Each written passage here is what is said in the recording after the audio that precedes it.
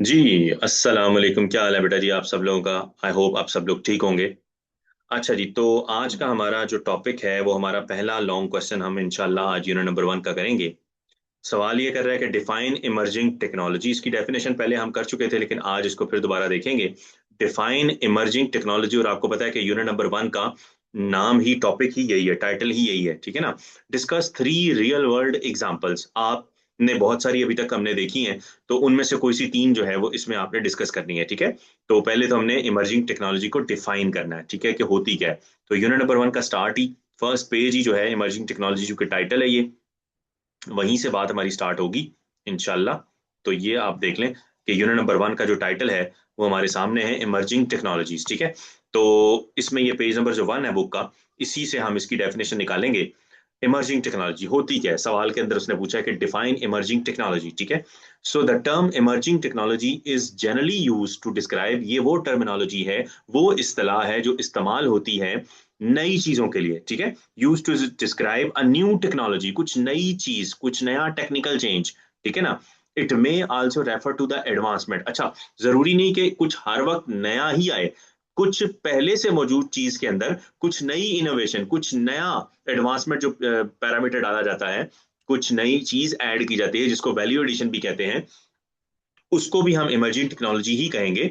सो क्या कह रहा है, also refers to the advancement in existing technology. So ये जो डेवलपमेंट है किस तरह की हो सकती है, कह रहा है the development of emerging technologies also refers to, ये टेक्निकल हो सकती है, यानी कोई टेक्निक, कोई नया तरीका इस्तेमाल किया गया है, कोई इंस्टीट्यूशनल चेंज, कुछ मतलब कि पुरानी चीज को ही चेंज करके कुछ नया नया इदारा, कुछ नई चीज ऐड कर दी गई है, या फिर कुछ सोशल चेंजेस भी हो सकती हैं, ठीक है ना। इस्तेमाल करने का तरीकाकार, कहाँ करनी है कहाँ नहीं करनी, कैसे कर सकते हैं, तो वो सारी चीजें जो है उसके अंदर आ सकती हैं। ये हम इमर्जिंग टेक्नोलॉजी की वजह से ही आप ऑनलाइन लेक्चर ले रहे हैं, ठीक है ना। मैं आपको टेक्नोलॉजी का इस्तेमाल करते हुए लेक्चर डिलीवर कर रहा हूं, और आप लोग टेक्नोलॉजी का इस्तेमाल करते हुए ही उस लेक्चर को जो है वो पढ़ेंगे इंशाल्लाह, सुनेंगे, और आपको ऐसा ही फील होगा कि जैसे आप क्लासरूम में बैठे हुए हैं, अगर आप पूरी तवज्जो से लेक्चर लें। तो इमर्जिंग टेक्नोलॉजी में हो सकता है कि हर बार नई चीज आए, या फिर पहले से मौजूद चीज में कुछ नई चीज ऐड कर दी जाए जिससे वो चीज की वैल्यू एडिशन हो जाए, ठीक है ना।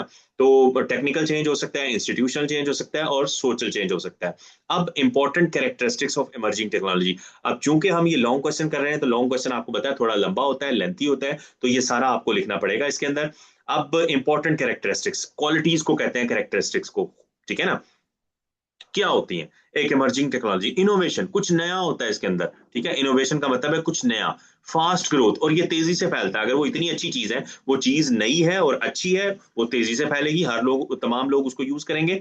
कंसिस्टेंसी, और आने वाले दौर में कंप्यूटर साइंस क्या है, हर वक्त कुछ ना कुछ नया, कुछ ना कुछ नया, मोबाइल टेक्नोलॉजी में कुछ नया, ठीक है ना, हर वक्त कुछ ना कुछ नया फीचर आता रहता है। यानी कंसिस्टेंसी का मतलब है कि मुसलसल हर थोड़े अरसे के बाद कुछ नया फीचर आ रहा है, कुछ नई चीज आ रही है। और प्रोमिनेंट इम्पैक्ट होता है, यानी कि ऐसी चीज होती है, ऐसी टेक्नोलॉजी होती है कि पूरी दुनिया में वर्ल्ड वाइड वो उसका इम्पैक्ट आता है, असर आते हैं, मतलब लोगों का लाइफस्टाइल चेंज हो जाता है, लोगों का जिंदगी में उसको, उस काम को करने का तरीका बदल जाता है, ठीक है ना।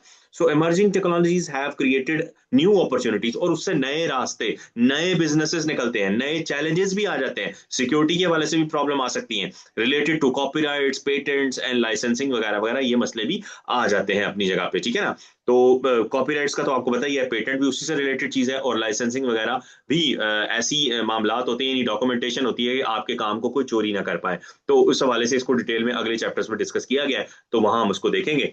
अब आते हैं जी के एग्जाम्पल्स उसने कहा है, तो ये पूरा पैराग्राफ हो गया, ठीक है। उसके बाद एग्जाम्पल्स में, इमर्जिंग टेक्नोलॉजीज में हमने ढेर सारे, पहले अगले 2 पेजेस जो है वो इसी पे हैं। रोबोटिक्स जो है वो इमर्जिंग टेक्नोलॉजी में आता है। आर्टिफिशियल इंटेलिजेंस, सबसे बड़ी चीज आर्टिफिशियल इंटेलिजेंस, जिसने काम करने के तरीके बदल दिए हैं आजकल के दौर में, ठीक है ना। Self driving cars, 3D printing, virtual reality, augmented reality, 3D and holographic imaging वगैरह वगैरह, ये सारी चीजें जो है इमर्जिंग टेक्नोलॉजी में आ जाती हैं। अब हमारे सवाल में जो है उसने लॉन्ग क्वेश्चन में ये पूछा हुआ है कि भाई आपने कोई से 3 करने हैं, तो हमने जितने पढ़े हैं, आपने शॉर्ट क्वेश्चंस में डिफरेंट पढ़ लिए हैं, तो आप उन्हीं तीनों को पढ़ सकते हैं। मैं भी कोई से 3 आपको इसमें बता देता हूँ, आपकी मर्जी है, कोई से 3 आप जो आपने याद किए हैं शॉर्ट क्वेश्चंस में, वो आप इसमें ऐड कर सकते हैं। अच्छा जी, अब ये कुछ एक्स्ट्रा बिट कह रहा है, आपको कुछ एक्स्ट्रा मालूमात बता रहा है।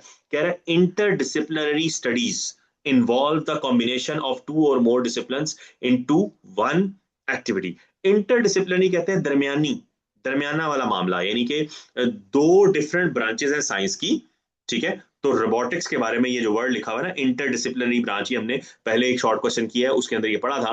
तो इसको वो क्लैरिफाई कर रहा है कि ये जो इंटरडिसिप्लिनरी ब्रांच होती है, इससे मुराद ये है कि इसमें दो या दो से ज्यादा डिफरेंट फील्ड्स को मिक्स करके स्टडी किया जाता है, ठीक है ना। यानी कुछ रोबोटिक्स के अंदर ना सिर्फ आप उसके दिमाग के अंदर जो है काम करेंगे, जैसे सिंपल कंप्यूटर में होता है कि वो जो है वो सिर्फ नॉन मूवेबल काम कर सकता है, लेकिन रोबोटिक्स में आपको मैकेनिकल पार्ट्स भी साथ में शामिल करने पड़ते हैं, ठीक है ना।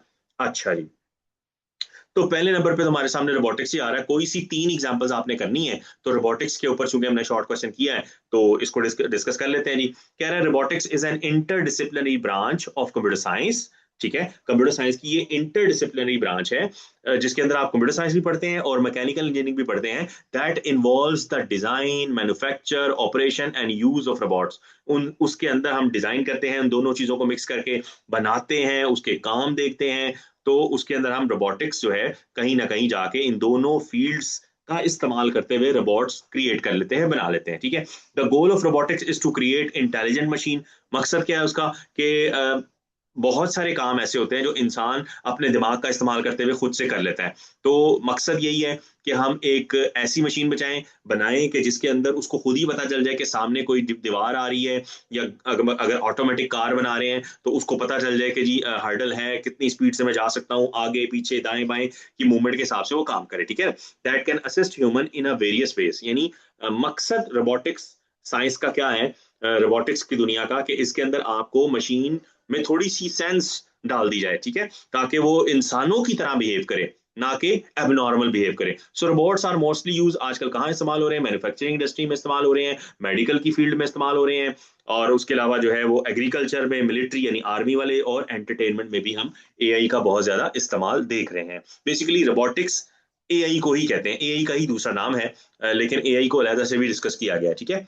अच्छा, तो ये रोबोटिक्स का एक पैराग्राफ हो गया, ये आपने करना है। डू यू नो में डिफरेंट जो है वो मालूमात दी गई है, वो आपकी मर्जी, आपने करना है कर ले, नहीं करना तब भी आपकी मर्जी है, वो तो एक्स्ट्रा मालूमात है, ठीक है ना। दूसरे नंबर पे एआई को देख लें, रोबोटिक्स हो गया, एआई आ गया। Artificial intelligence refers to the technologies that make device act and think like a human. यानी मैंने आपको बताया कि इंसान को अल्लाह ताला ने ना अकल दी है, अशरफुल अशरफुल मखलूकात बनाया है। निकम्मे से निकम्मा इंसान भी होगा, बेवकूफ से बेवकूफ भी इंसान होगा ना, तो उसको पता है कि मैंने खाना खाना है तो मुंह में ही हाथ डालना है, मुझे हाथ मेरा मुंह की तरफ ही जाना चाहिए, ठीक है ना, मैं कान में नहीं खाना डालूंगा। तो इसकी एग्जांपल्स मैंने लाइव आपको क्लास में भी दी थी, चूंकि एआई का हमने शॉर्ट क्वेश्चन पढ़ा हुआ है। मैंने आपको एग्जांपल दी थी कि अगर फर्ज करें कि मैं क्लास में किसी लड़के को बात करता हूँ, किसी स्टूडेंट को, कि पानी, वाटर, वाटर कहता हूँ उसको, एक बार कहूंगा, दो बार कहूंगा, पहली तो बात है मैं, मुझे पूरा पूरा जुमला कहना चाहिए, लेकिन मैं उसको सिर्फ वाटर कह रहा हूँ। तो आप में से कोई अक्लमंद आदमी, कोई भी बच्चा खड़ा होगा, वो स्टाफ रूम में जाएगा, वहां से गिलास पकड़ेगा, वहां कूलर पड़ा हुआ है, वहां से पानी ले आएगा। लेकिन अगर फर्ज करो मेरे पास फिजिकली एक मशीन है, एक रोबोट खड़ा हुआ है, और उसको मैं खाली वाटर कहूंगा ना, तो उसको बात समझ नहीं आएगी, उसको वो कहेगा वाट वाटर क्या करूं पानी के साथ। और मैंने आपको एग्जांपल भी दी थी कि हो सकता है वो कैलकुलेशन, अगर मैं बार बार वाटर वाटर कह रहा हूं, पहले तो मेरी गलती है कि मैं उसको पूरी बात नहीं समझा रहा। इंसान से बात करना आसान है, मशीन से बात करना मुश्किल है, ठीक है। मशीन को बात समझाना, उसको उसकी लैंग्वेज में जाके बात समझानी पड़ती है। तो मैंने आपको बताया, अगर मैं वाटर वाटर एक बार, दो बार, तीन बार कहूंगा, तो वो कैलकुलेट करेगा कमरे में, जिस क्लास में, रूम में मैं हूं, और वहां से देखेगा पानी कहाँ करीब है। उसको नहीं पता कि टीचर क्लास में है, वहां पे वो नहाने के लिए पानी नहीं मांग रहा, वो पीने के लिए पानी मांग रहा होगा, ठीक है, वो उसके अंदर ये सेंस नहीं है।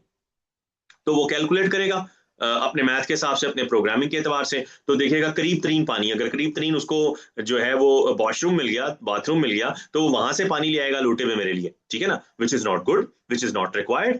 तो यहां से पता चला कि मशीन में अकल नहीं है, अकल इंसान में है जिसने उसको बनाया है, ठीक है। तो आर्टिफिशियल इंटेलिजेंस डाली जा रही है रोबोटिक्स के अंदर, ताकि ये रोबोट्स ने चूंकि इंसानों के साथ काम करना है मिलकर, इंसान के साथ कैसे बिहेव करना है, उस एनवायरनमेंट में कैसे काम करना है, क्योंकि मशीनों का एनवायरनमेंट डिफरेंट है, उससे अगर इंसानों में आपने लेके आना है तो आपको बहुत सारी उसके अंदर जो है वो एक्स्ट्रा इंटेलिजेंस डालनी पड़ेगी, आर्टिफिशियल किस्म की। तो जिसकी एग्जांपल्स क्या है जी, हमारे पास वॉइस रिकॉग्निशन, आवाज को पहचानना। आपको पता है कि बहुत सारी डिवाइसेस जो हैं आजकल वॉइस के जरिए कंट्रोल हो रही हैं, वॉइस ट्रांसलेशन हम करते हैं।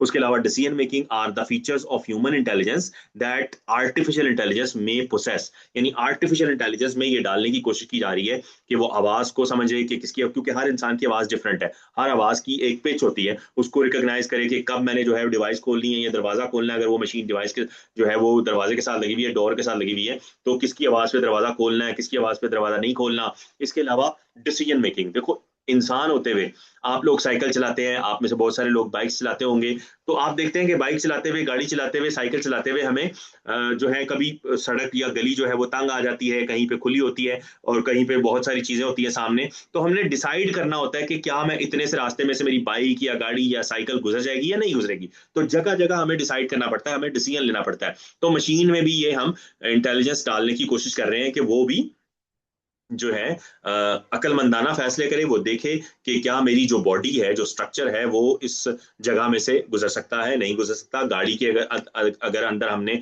ये आर्टिफिशियल इंटेलिजेंस डाली हुई है तो उसके अंदर भी डिसीजन करने की और राइट डिसीजन करने की उसके अंदर सलाहियत होनी चाहिए। और उसके साथ तीसरा आर्टिकल साथ ही जो है सेल्फ ड्राइविंग कार्स का, ये भी बहुत आसान है। तो चूंकि हम लॉन्ग क्वेश्चन कर रहे हैं, उसने हमें कहा नहीं है कि ये वाले तीन करें, हमारे पर छोड़ा है, हमारी चॉइस है। तो फर्स्ट थ्री ही मैं तो आपको समझा रहा हूँ कि यही कर लें, चूंकि इन तीनों के हम शॉर्ट क्वेश्चंस कर चुके हैं, तो दोबारा एक्स्ट्रा आपको मेहनत नहीं करनी पड़ेगी। अच्छा जी, सेल्फ ड्राइविंग कार्स क्या है?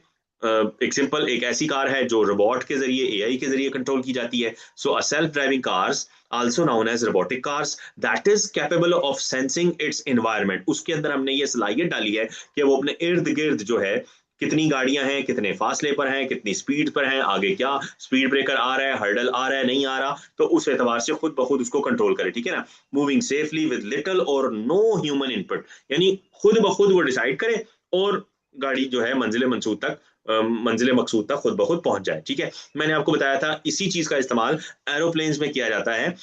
जो जहाज होता है हमारा, हवाई जहाज, उसको टेक ऑफ और लैंडिंग जो है इंसान करवाता है। उसके बाद जब वो एयर में एक बार चला जाता है तो वहां वो ऑटो पायलट पर उसको लगा दिया जाता है, यानी वहां मशीन यानी आर्टिफिशियल इंटेलिजेंस उसको कंट्रोल कर रही होती है, क्योंकि थ्रू द एयर उसने जस्ट हाइट मेंटेन करनी होती है, वहां पर कोई उसने ब्रेक नहीं लगानी होती, वो कट नहीं मारनी होती। ठीक है ना? तो वहां पर ये अभी इस्तेमाल किया जा रहा है और हमारे यहाँ पाकिस्तान में भी ऐसी गाड़ियां आ गई हैं। दुनिया भर में तो बहुत सारी आ चुकी हैं जो हमारे तरक्की याफ्ता ममालिक हैं, लेकिन पाकिस्तान में भी बहुत कम है। और दो बड़ी कंपनियां हैं जो इस तरह की गाड़ियां बना रही हैं, many company such as Google and Tesla. ये दो कंपनियां हैं, have been developing and using self driven cars for several years. कई सालों से ये इस पर काम कर रहे हैं और अब बहुत बेहतरीन, बहुत अच्छे लेवल की ये ऑटोमेटिक सेल्फ ड्राइविंग कार जो है वो बना रहे हैं। ले जी, तो तीन आर्टिकल जो है वो हमारे पास हमने किए हैं, चूंकि उसने कहा है कि तीन इमर्जिंग टेक्नोलॉजीज जो है, तो सबसे बड़ी इमर्जिंग टेक्नोलॉजीज यही है।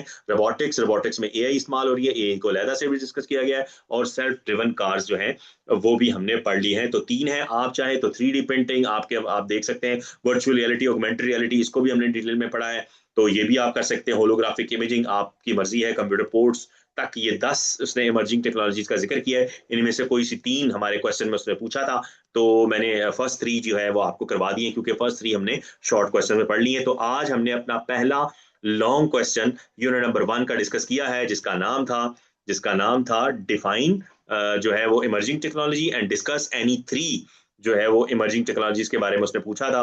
तो हमने कोई सी तीन में पहली तीन ही कर ली हैं।